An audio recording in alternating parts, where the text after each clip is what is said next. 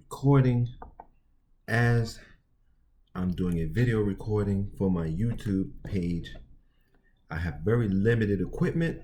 As you can see, I don't have microphones or any of that stuff. I come to you like this because if you go on my pages, you see how much support I have. The more support, the better equipment I have. Little support, basic equipment. I'm supposed to do this on Tuesday, Thursday, and Saturday. But yesterday I did a lot of running around, had a lot of things to do. Some really bad personal things. I probably will get into it as I go on. I tell a lot about my personal life, but like they say in my time, I keep it real, right? Because I don't believe in fake fantasy. I believe in reality and vision. And there's a big difference between vision and fantasy.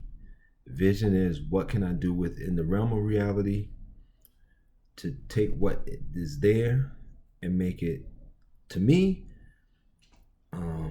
as constructive as possible to create space where we can be evolutionary, expansionary. Let me move that light over. You should see the light I got. It's bad. It's one of those little things you get from 5 and Below. Oh, there goes some light. There it is. So 5 and Below that holds your device. That's what it is. So with a light on it. So that's what I use. But yeah, that's what I believe in, reality and vision. Today I'm going to talk about the new family. And this is giving a lot of people fits. A lot of people that I know, it's giving a lot of fits. A lot of older people, a lot of people that set in their ways. Have an old school thing. We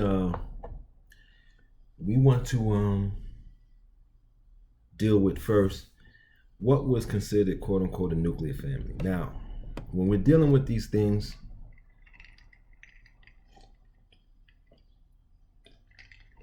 it's very hot today. When we're dealing with these things, we got to recognize that in this aspect of it, this new family is really going back to an ancient family or an older family or more native family, more indigenous family.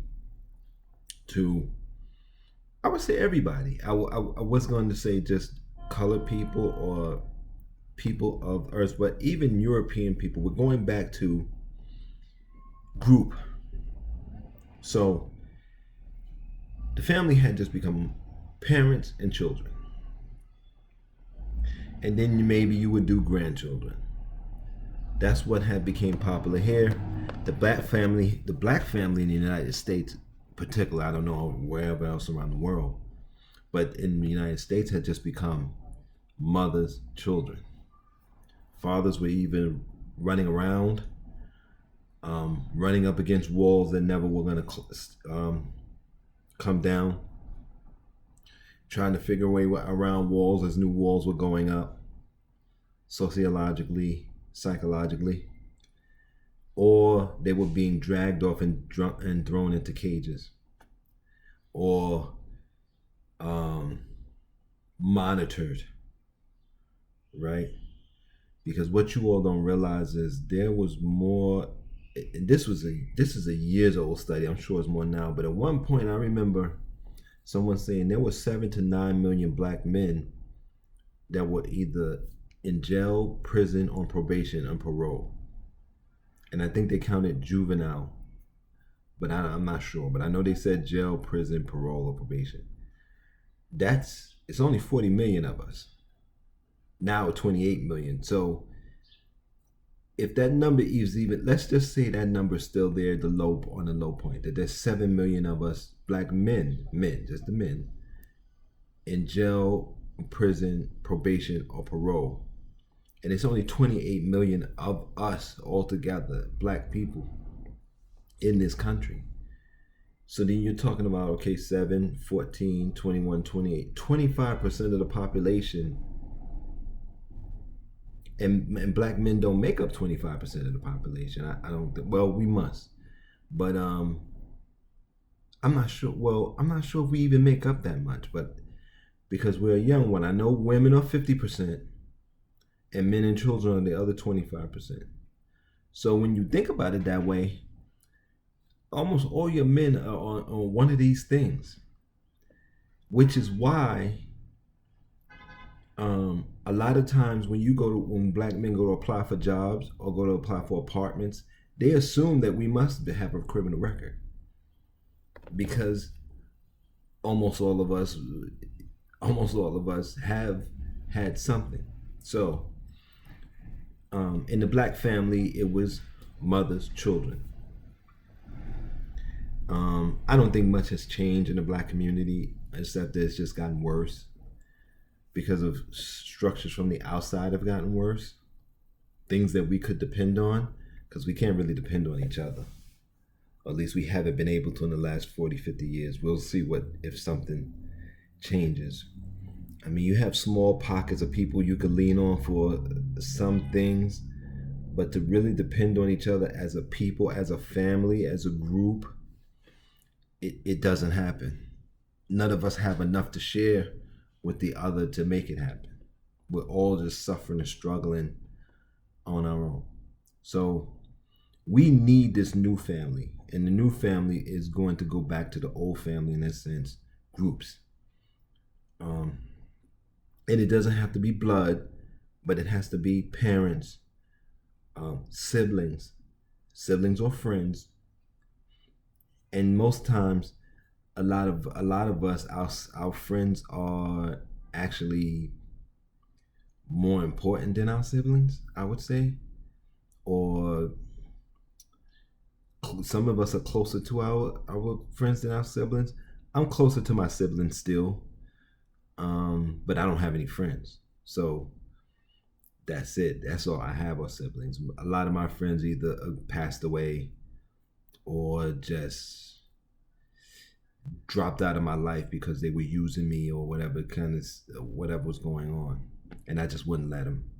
So that's what's going on with me. So, but you have that. This is going to be the new family: parents, children, siblings. Then you're going to have aunts and uncles, and which is the siblings of the children. But then even the parents might have aunts and uncles. You're going to try to have grandparents. A lot of grandparents still around, and it's going to be bigger. We're going back to the age of clans, villages, and so forth. I remember when I was very young, you always represented your family. People always ask, "Who are your people?"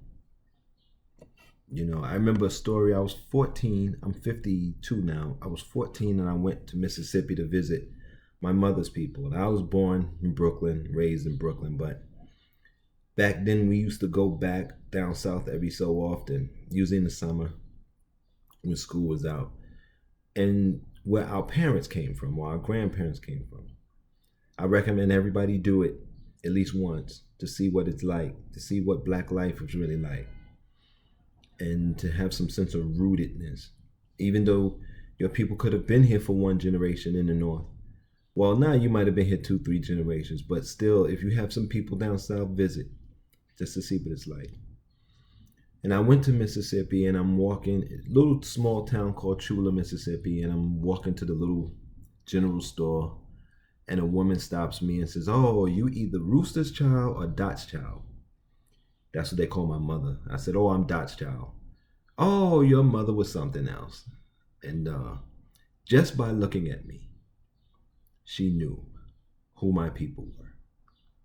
And that's what we're returning back to as far as sociologically. And I'm glad about that, to be honest with you. I think it's overdue.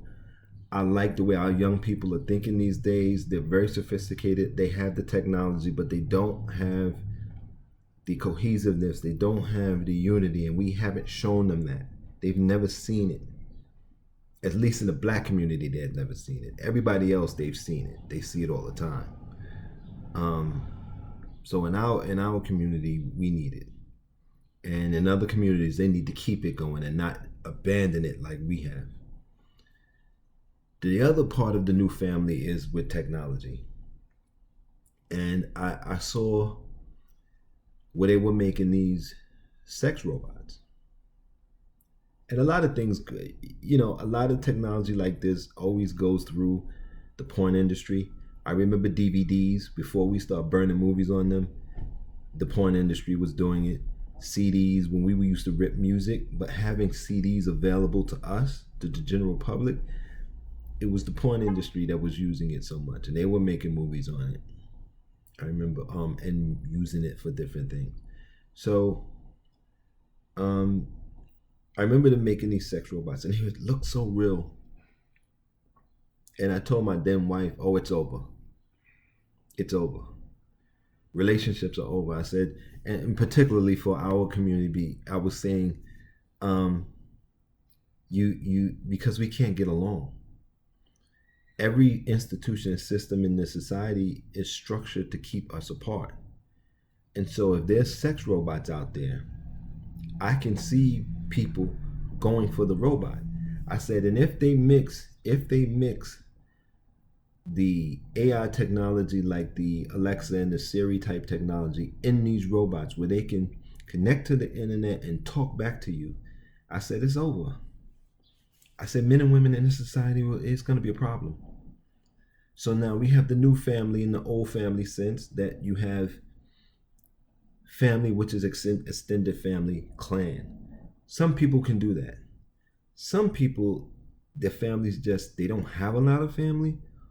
Or let's be honest, our family's just too fucked up and you can't deal with them. And I can see these robots becoming your family. Now, it sounds dirty because it's sex robots, but that doesn't mean you have to have sex with them. You can just have another person, something that looks like a person, someone you can talk to. And they could sit there. Now, it might become pathological. It could get to the point where if they make these things affordable, that you have, say you're a guy and you're a straight guy and you want a brother, so you get a male one. And maybe you want a sister and you get a female one. You don't have to use them for sex. You can just use them for company and talk to them. But if you do want a mate, saying mate is weird, and you get a sex robot. So let's say I get a female sex robot and I talk to it and it's hooked up to the internet and we conversate. It can make me better. Same thing for a woman that wants a woman, or a woman that wants a man, or whatever the case, whatever your orientation is, doesn't matter. You get one of these robots and they can actually make you better. And the way AI works is the more you use it, the more it learns, so you can actually make it better. And so I said, look, it's a wrap. So that's going to be a version of the new family too. Then when it comes to couples like that and people meeting up, I can actually see too, people just having very rich, very open social lives, going to concerts, going to museums, going to things, and then having pictures or internet websites where they go on when they want to have sex, because sex is a very healthy and a very natural thing. I can see them going onto these websites where they want to have sex. OnlyFans is one. But people have their own private pages. And I could see people going on those pages when it's time to have sex and having sex, and then that'd be over. Paying their fee, a monthly fee, looking at the videos, looking at the things. Sometimes they have live videos, and I could see people paying, doing that, having a nice dinner, and having their sexual experience, and then cutting it off and going on about their rich and wonderful lives. So technology is changing what the family is. And now you have one single person, one individual, but he's creating relationships.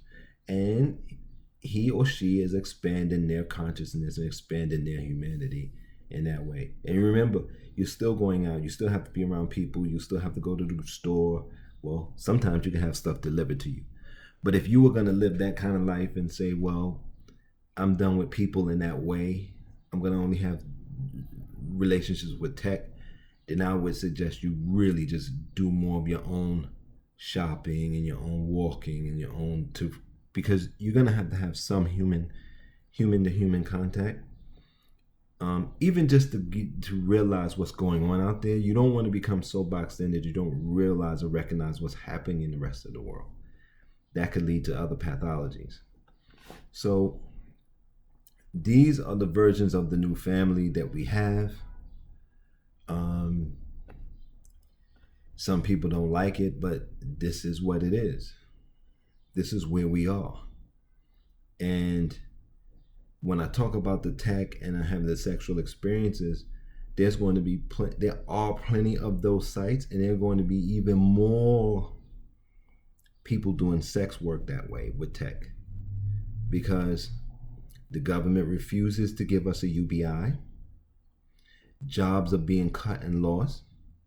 The tech is becoming more powerful, cheaper to use, and you can get a decent laptop camera, or even just use your phone. You can use the camera on your phone, make videos, do live things.